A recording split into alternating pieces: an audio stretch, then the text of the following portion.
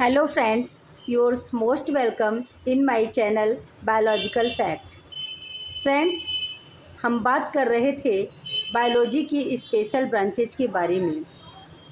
तो आज हम आप सभी के समक्ष एक टॉपिक जो पहले से हमारा चल रहा है, स्पेशल ब्रांचेज ऑफ बायोलॉजी, कुछ चेंज ब्रांचेज के बारे में जो कि एग्ज़ाम में पूछे भी जाते हैं, उन सभी स्पेशल ब्रांचेज के बारे में हम आपको पढ़ाने जा रहे हैं।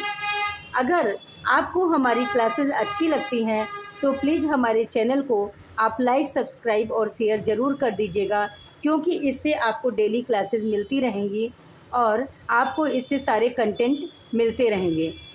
सो फ्रेंड्स, आज हम स्टार्ट करते हैं इस टॉपिक को, special branches of biology. Biology की कुछ विशेष शाखाएं।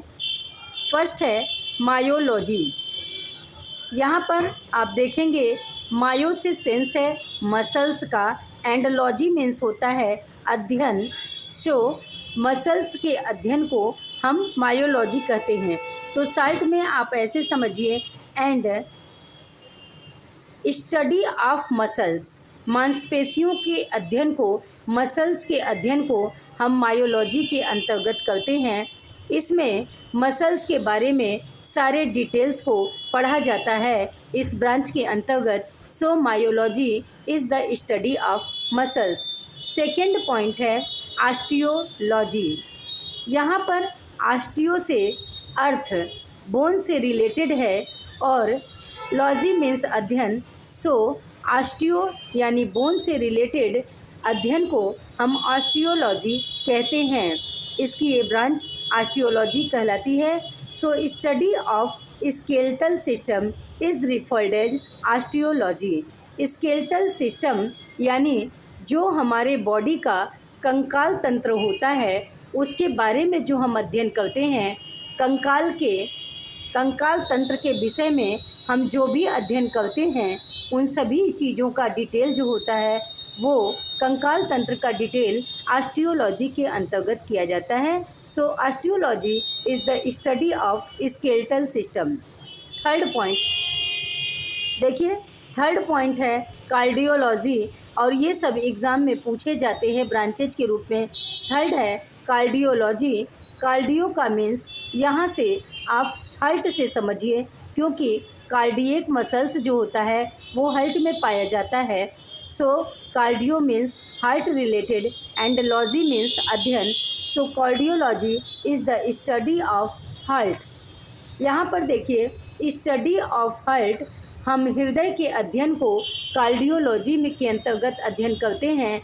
एंड हार्ट का सारा स्टडी एंड सारे डिटेल्स एंड इट्स फंक्शनिंग, और हार्ट कैसे कार्य करता है, हार्ट कितने चैम्बर्ड का होता है, और मनुष्यों में हार्ट कितने चैम्बर का होता है, पशु पक्षियों में हार्ट कितने चैम्बर का होता है। कि आप जानते हैं जैसे ह्यूमन बीइंग में हमारे अंदर 4 चैम्बर्ड हार्ट पाए जाते हैं, 2 आरिकल एंड 2 वेंट्रिकल।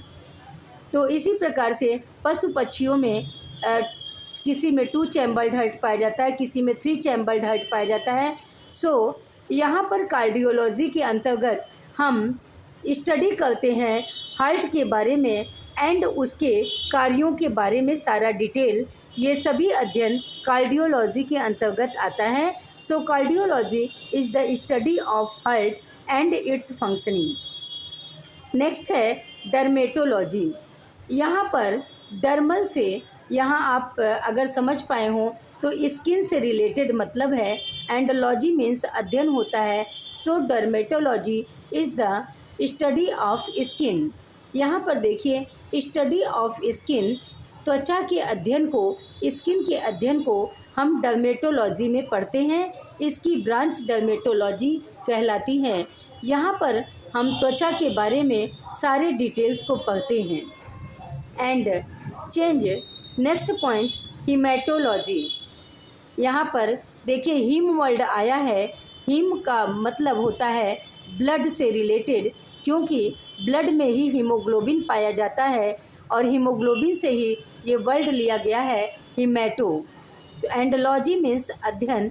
हीमेटोलॉजी में हम ब्लड का अध्ययन करते हैं, so haematology is the study of blood. Haematology जो है वो ब्लड के अध्ययन को हम हीमेटोलॉजी कहते हैं। एंड ब्लड में टाइप्स होते हैं WBC, RBC एंड प्लेटलेट्स। तो इन सभी चीज़ों का हम डिटेल्ड अध्ययन करते हैं कि RBC का जीवन काल कितना होता है, WBC का कितना होता है, प्लेटलेट्स का कितना होता है, और RBC, WBC और प्लेटलेट्स के क्या क्या कार्य होते हैं।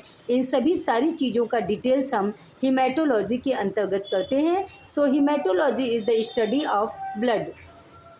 Next point, nephrology. यहाँ पर देखिए, नेफ्रो यहाँ वर्ड आया है नेफ्रॉन से। नेफ्रॉन मीन्स किडनी होता है, तो यहाँ वर्ड नेफ्रो जो आया है ये नेफ्रॉन से लिया गया है। एंड लॉजी मीन्स अध्ययन। So nephrology is the study of nephron means study of kidney.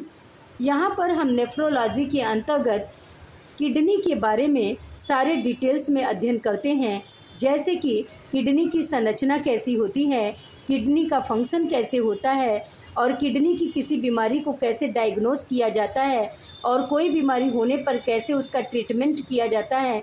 इन सारी बातों का हम नेफ्रोलॉजी के अंतर्गत अध्ययन करते हैं। So nephrology is the study of kidney and its details. Nephrology भी बहुत इंपॉर्टेंट है, एग्ज़ाम में पूछा जाता है। ह्यूमन बायोलॉजी लास्ट है, ह्यूमन बायोलॉजी। ह्यूमन बायोलॉजी तो आप जान ही रहे हो। So human biology is the study of human anatomy. Human biology के अंतर्गत हम ह्यूमंस के आंतरिक संरचना यानी एनाटॉमी के बारे में अध्ययन करते हैं। जेनेटिक्स और ह्यूमन बीइंग में जेनेटिक्स के टोटल अध्ययन हम करते हैं। जीन्स के बारे में, जेनेटिक्स के बारे में, आनुवंशिकता के बारे में सारी चीज़ों का अध्ययन हम करते हैं। एंड इवोल्यूशन, एंड ह्यूमंस का इवोल्यूशन कैसे हुआ, ह्यूमंस का जैव विकास कैसे हुआ, जीवन की उत्पत्ति और विकास के बारे में इन सभी बातों का हम अध्ययन करते हैं। So human biology is the study of human anatomy and genetics and evolution called as human biology. Human biology के अंतर्गत हम सारे डिटेल्स में एनाटॉमी का अध्ययन करते हैं, जेनेटिक्स का अध्ययन करते हैं एंड इवोल्यूशन यानी जैव विकास का अध्ययन करते हैं। सो दोस्तों, आज की टॉपिक यहीं पर स्पेशल ब्रांचेज ऑफ बायोलॉजी की कंप्लीट होती है। आपको ये सेशन कैसा लगा? अगर ये क्लास आपको पसंद आए तो प्लीज़ इसे सब्सक्राइब ज़रूर करिएगा। फिर कल मिलते हैं नेक्स्ट क्लास में। तब तक के लिए thank you, bye bye, have a nice day.